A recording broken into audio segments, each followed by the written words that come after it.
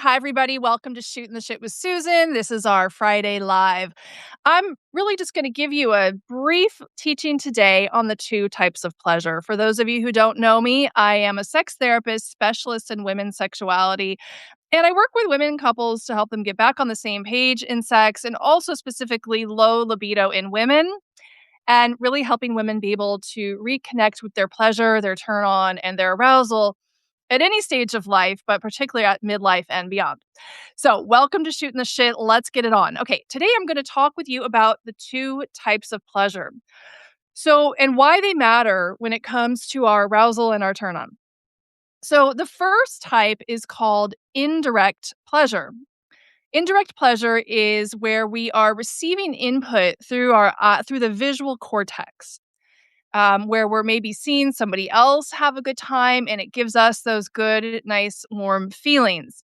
And this doesn't necessarily have to be only sexual, by the way. Like it's really just you could see like your child having a great time or your pet playing, and it kind of gives you that like good feeling in your body. Sexually speaking, some of the ways that we, excuse me, accessed our indirect route of pleasure is again through the visual cortex. That might be one example, might be through watching something like pornography. It may be seeing our partner in pleasure and having a good time.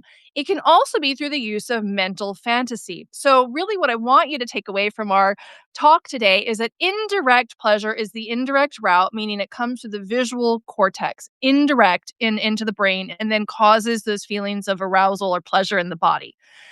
The opposite or the other type of pleasure is called direct pleasure. So, direct pleasure is when we have sensation directly to the nerve endings in the skin, and that's sending a signal directly up to the brain.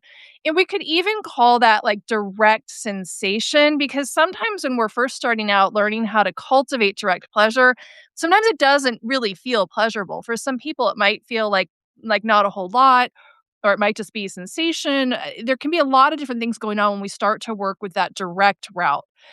But what I want to leave you with today is that sometimes what can happen is we can become overly dependent on the indirect route, meaning we become overly dependent on, for example, needing to rely on mental fantasy, pornography, or the over reliance on needing to see your partner have a good time or be in a certain state of pleasure or produce a certain pleasurable result, like an orgasm, for example, in order for you to get your turn on.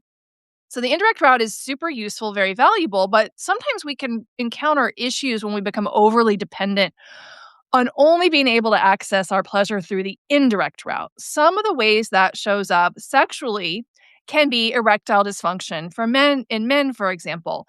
It can also show up as low libido in women, low interest in sex, just a low sexual desire, lack of interest in sex. And part of the reason for that is because when we become overly dependent on needing that visual stimulus in order to get turned on, we sometimes are losing access to the direct route of pleasure, which happens just directly through the skin and the nerve endings in the body.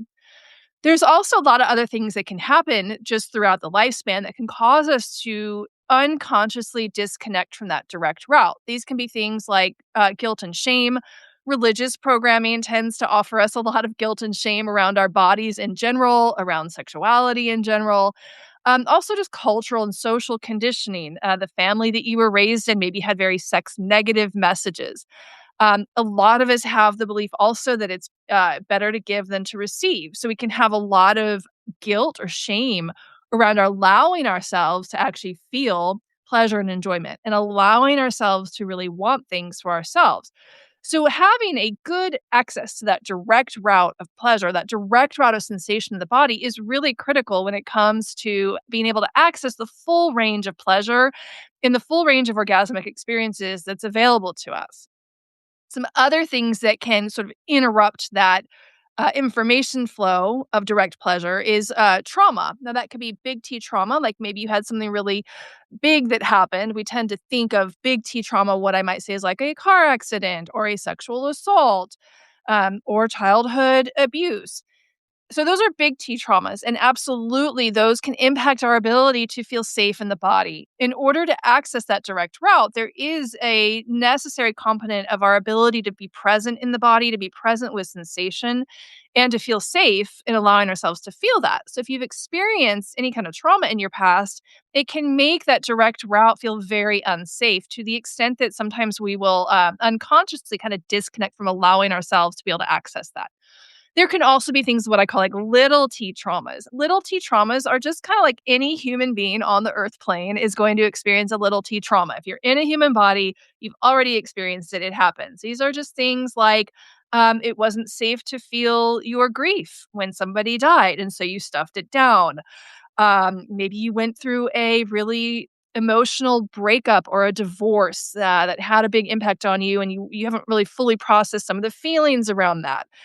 Maybe you got in an argument with your partner or have a challenge being able to speak about a certain topic. It happens again and again and again. So these are little T traumas, but what can happen over time is we can unconsciously disconnect from that direct route because to be able to access the direct route of pleasure, again, we have to be present in the body. We have to be willing to show up for the sensations and also the emotional content that sometimes is connected with the sensations in the body. So you can see how if you go through a traumatic experience, either big T or little T trauma, that it can start to feel very uncomfortable sometimes to allow ourselves to fully come into contact with the sensations that are present in the body. However, the direct route is really an important route, especially in cases where we're working with things, for example, like challenges with erection, even for premature ejaculation, and also when we're looking at low sexual desire in women, low libido in women. And so being able to slowly start to reawaken that route is a process and a journey. And where it really begins is with just starting to notice sensation. So one of the things that we do when we're learning how to just start to like regain access to that direct route or increase it, or maybe you have good access to it already, and maybe you don't. But what we want to do is to start to be more present in the body, which sometimes means letting go of our over reliance on the indirect route. A lot of us are conditioned to rely on mental fantasy, for example, in order to reach orgasm. That might be the only way that you know how to climax. And it's comfortable, it's familiar, and maybe you've never considered that there is another pathway that's available. So some of what we can do is start to play with that. I usually recommend during a self-pleasure or solo pleasure session that you start to play with just noticing the sensations in your body or in your genitals as you're self-pleasuring and noticing when you start to default into mental fantasy. It's not that mental fantasy is wrong.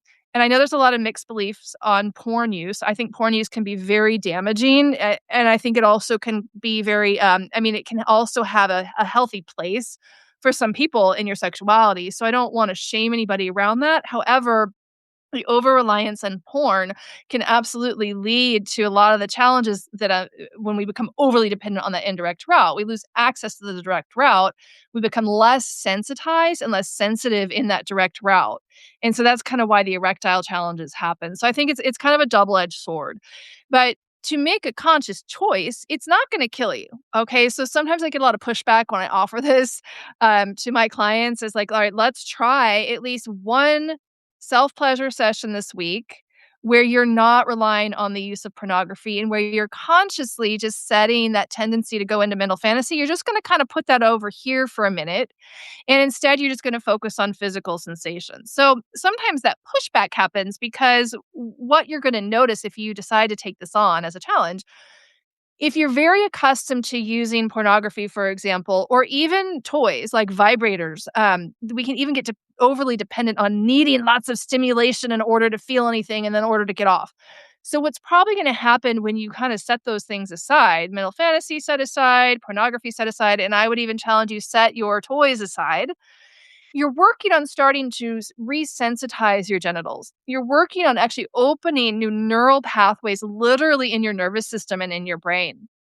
So at first, you might not feel very much. And my guess is probably you might not even get very aroused or turned on, or if you're a man, you might not get an erection and you might not get anywhere. So that's actually exactly the point. What we're doing when we learn to slow down and be more present and just focus on physical sensations, we're not trying to create a climax. We're not trying to go for an orgasm. We're not trying to create any particular type of sensation. So it's a very different route into pleasure and also into orgasmic experience that our bodies just usually aren't used to until we start to train it.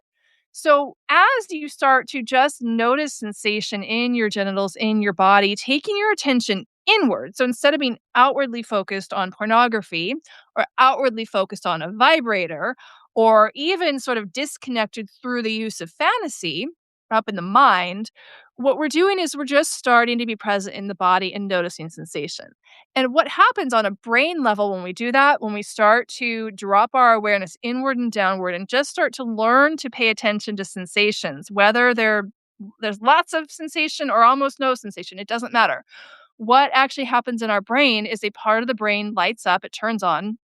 That part of the brain is called the insula or the insular cortex.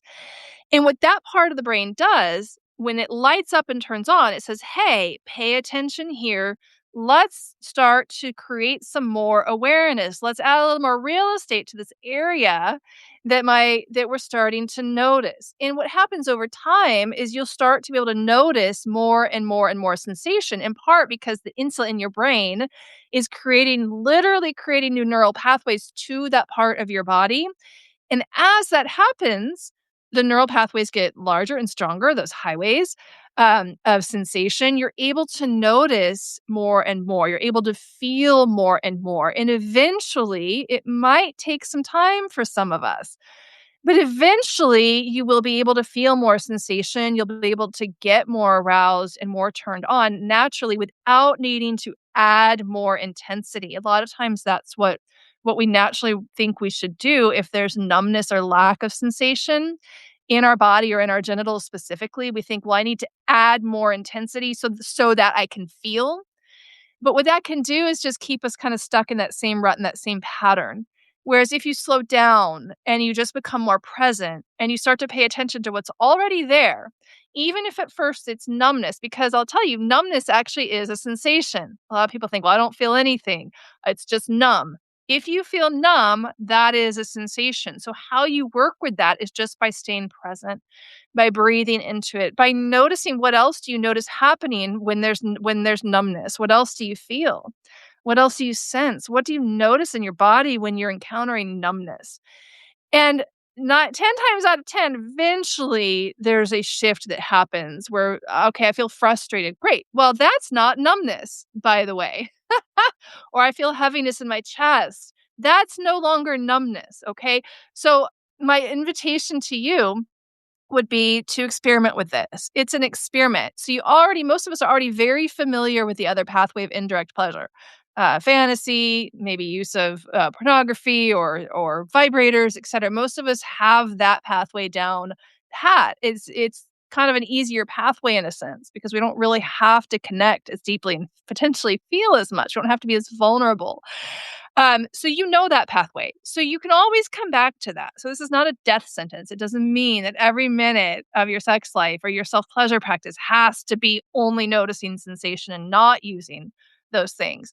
But if you want to have a fuller range and a greater access to pleasure and even access to different types of orgasm, this direct route is really critical. It's especially critical if you're dealing with challenges like erectile dysfunction, premature ejaculation, or lack of sensitivity or low libido in women. So that's my offer to you for today for our Shootin the Shit. Thank you so much for those of you who are joining me live. It's always great to see you.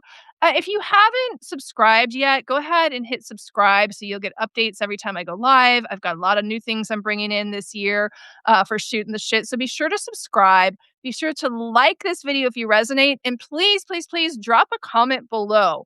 Let me know what you think about this. Go try it, come back, and tell me what you experienced. Let's have a conversation here because I love seeing y'all here. I love sharing this information and knowledge with you. And as always, it's been great to be here with you. I'll be here with you next week for another live Shootin the Shit with Susan. And until then, go get it on. I'll see you next time.